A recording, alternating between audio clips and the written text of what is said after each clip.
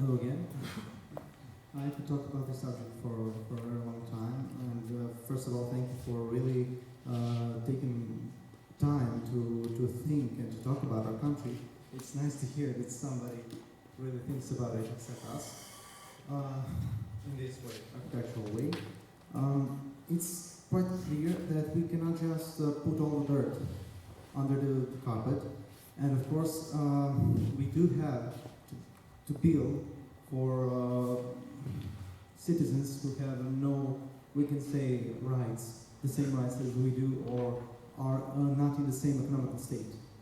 But how do we start with it? Because in Serbia, because I come from Niš, which is the southeastern town, in Serbia, people plan and build, just to earn. And here in this part of Europe, we heard a lot about planning and building because architects love it, and about building only and working only on the plans that we love.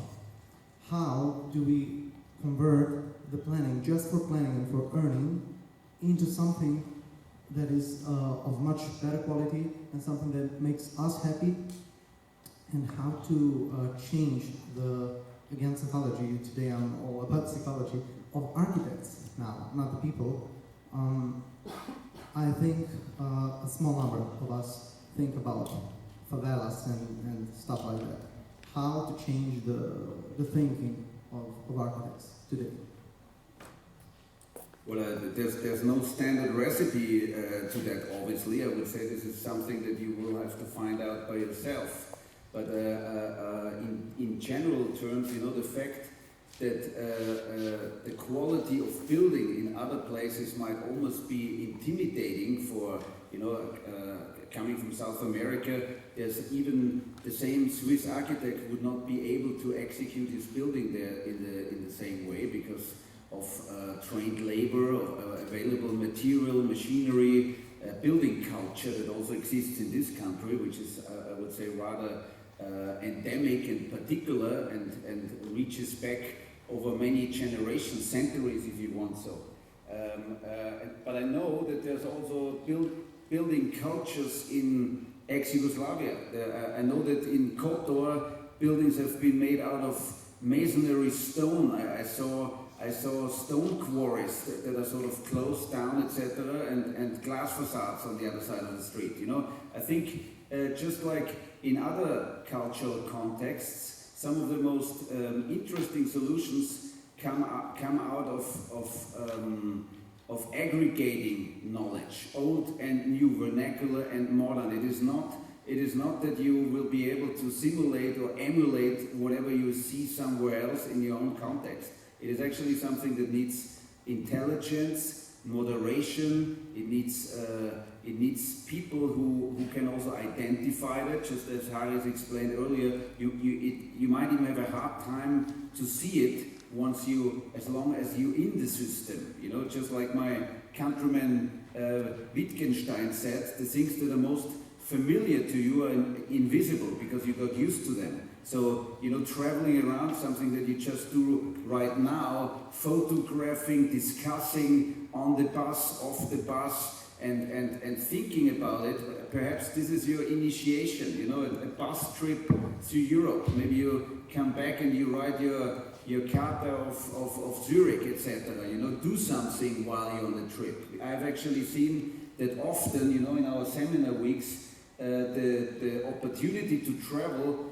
And this is also, in a way, the idea, you know, you chill out a bit and you think about something different, but you should also stay alert, you know. Architects, and you probably found that out already, they spend a lot of time in what they're doing, right? You practically don't switch off, you know. Architects don't really have holidays. We just talked about it earlier, you know, you're just in this lifestyle. And if you know what I'm talking about, then you also probably have your pens ready and your textbooks and laptops. I see Marco here making notes. That you can draw from what you're doing here. This is not like looking over the fence and coming back and saying, oh my God, how can I get out of here? You should actually, you know, you should combine your knowledge in new ways. It is not either or. You can do a lot of things. You know, you can be in FRearCH and Zurich and somewhere else, and you can entertain discussions over long distances. I think it is also evaluating your possibilities and combining your knowledge in new ways. It doesn't necessarily even need additional elements to it, but it's also, I would say, for a first task in combining what you already know in different ways. I think then you will also eventually find out and be able to communicate to others what interest and what value it has, what is going on. Quality is not only a price question.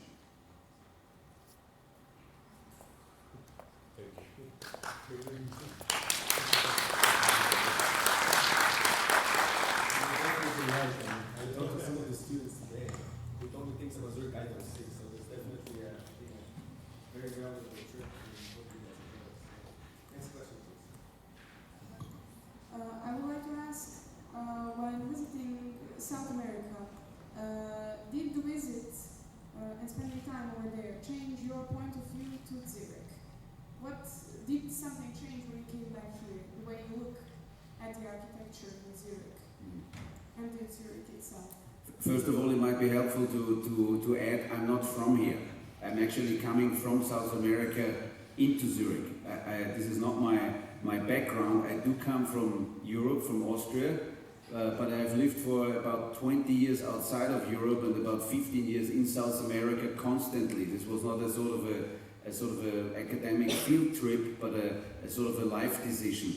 And only my now colleagues convinced me that it is a good idea to also join them here, because what we have found, and this may be a response to your question, while we have been in South America working, if I say we, this is Alfredo, this is a lot of people who also, some of them working with us here now in Zurich, we figured out that it is a sort of an uphill battle. You know, this is sort of what we like to say, bottom-up initiatives. We started an NGO, our office was an NGO, we did whatever we could do there, and certainly the opportunity to found a new chair for urban design, architecture and urban design here at ETH opened us a top-down perspective. But we have not forgotten what it means to work bottom-up, and we are actually committed in an almost religious way to connect the two. You know, this is a real mission for us. This is not something that we clap on our shoulders and we say, now we're in Switzerland, we arrived.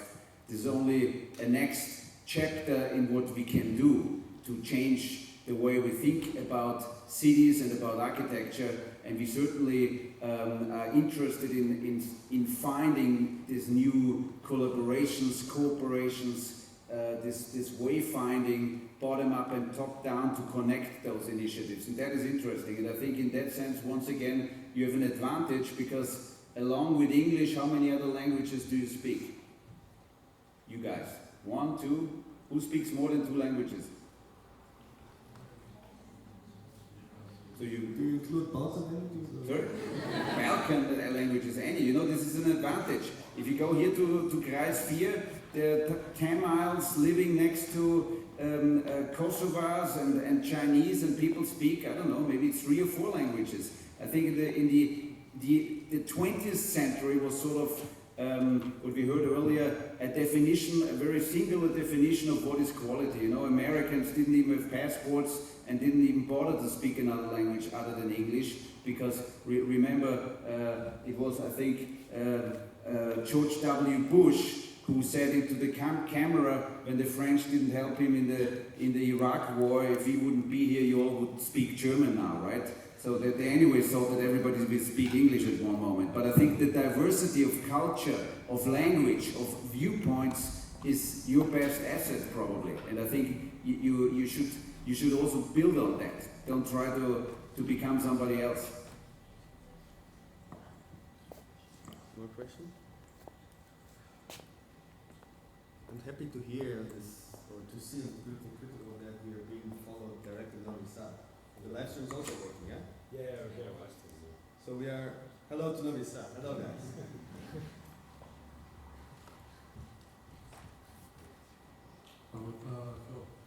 I'm Boris from Montenegro, and I would like just to comment structure of building and stuff like that, tradition. So in our country there is a really big problem. I don't want to complain, but just comment. We lost our connection with culture and tradition of any kind, especially building. So Kotor was not made by Montenegrins, but by Venetia, Dubrovnik. Yeah. And if you see other parts of Montenegro, you will see really lost connection with tradition and culture. Also, there was once, a few years ago, a German journalist came to Montenegro to see other slums, because he heard there were the slums in Podgorica that are really big, and he wanted to report on that. And when I took him there, he was really disappointed. He said, "This is nothing, this is not slums, this is so small. I've been to some large slums in the world." And he told us that we are all lazy, the youth, and we do nothing. And he's right, because we didn't do that. We have really big problems in our country, and we do nothing about it. The groups that do something, they are called like. They are ridiculed by society. That are just the comments. I don't have any questions.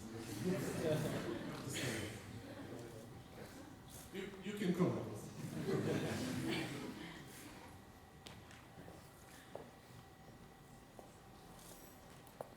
It's hot, huh? There's a There question. is a question.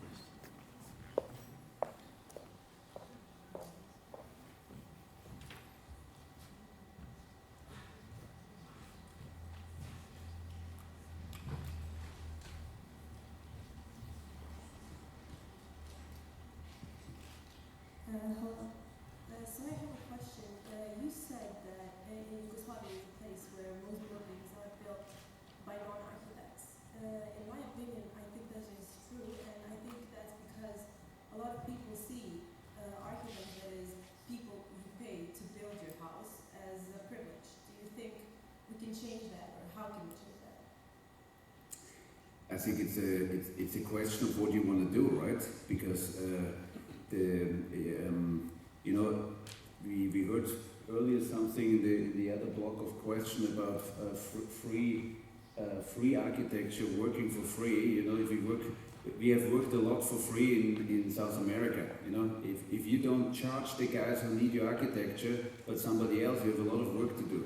I think we have to reconnect and combine in new ways entirely the economic part of how the profession works. You know, we do have major slum areas in South America, and be happy that you don't have the biggest slum, you know, whatever medium this journalist was representing. It's not exactly the greatest thing to be in the top position of the negative charts.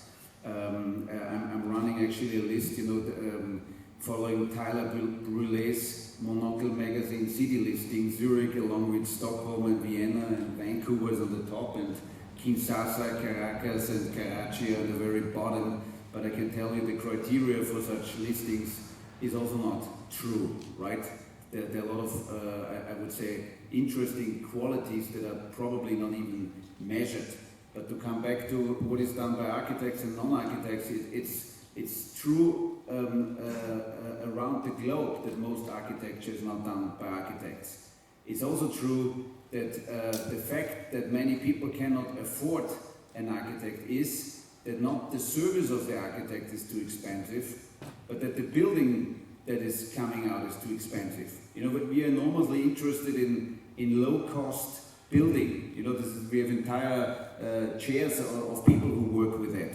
In Singapore, here at the ETH in Zurich, I think the fact of quality and price is something that I would heavily question. Not only, I would say the design world. This is already something, a household a critique starting from Philip Stark to IKEA that good products, whatever you might think about them, good products don't have to cost a lot of money. But you know, the fact is that buildings done by architects are generally too expensive. And this is also why I'm very interested also. And Haris is actually working on a topic about the big urban design projects that came out of the Tito State Urban Design Office for other block-free countries in India, in Egypt, in Ethiopia, etc. I'm wondering actually, you know, if this categorical idea that the Eastern Bloc production, the industry and the production mechanisms, that they were all together leading to undesirable results, I would heavily doubt that. You know, in the same way that I would heavily doubt that everything that is going on in the suburbs of Pristina or Podgorice is non-desirable and uninteresting. I think we have to become a lot more intelligent about that, and I think if we as architects also can figure out and make accessible, and I think for that it needs again more research. Those are exactly the tasks that I'm talking about. If we figure out what it is, if we can prioritize it, if we can map it, if we can categorize it, if we can make a handbook about it, if you could make affordable housing that the larger part of Yugoslavians can aspire to, both in terms of the investment in land infrastructure and the individual unit of housing, if you can make a solution that people can right now buy into, you probably would make a product that would be interesting in the larger part of the globe. I think that those are exactly the challenges. The fact that architects are only building a very small fragment has probably only to do with the sort of elitist aspiration of most architects. But that also, as you probably know, and as our history and theory department probably could hold entire lectures on, that has not always been like that, right? You might remember at a recent exhibition opening at the Frankfurt Architecture Museum, Think Global, Build Social, there was a keynote speech by Andres Lepik, and he said when the MoMA was having his initial exhibition by Philip Johnson, he actually inspired himself by an exhibition he saw in Berlin about the modern style, the Bauhaus style. But at the same time, there was in Frankfurt an exhibition which was called Living at the Existenzminimum from May, right, in the city, the building director of Frankfurt. So just think if Philip Johnson would have traveled to Frankfurt in the early 30s rather than to Berlin, the first exhibition in the New York MoMA, which is somehow still regarded as a sort of a reference of what is design and what is architecture and what is, so to speak, the light culture, what are the topics and the products and the methods how to do them. I think there's a big re-evaluation also necessary, because we are only looking at a very small fragment of the market, but architects and architecture could do a lot more. And I think it's up again to you guys, the next generation, and us here at the universities, and Marco probably, right, to work on that. But I think there needs also debate. We're just in the middle of it here, which I think is excellent. I think those are very, very nice closing remarks for this block. I saw a couple of questions appearing there, and very interesting ones on how you deal with history and complex histories and many, many historic cultural and all the layers you have in the Balkans. But maybe this can be responded by our next speaker. So we have to continue now. Thank you so much, Hubert, again. And thank you guys for the participation.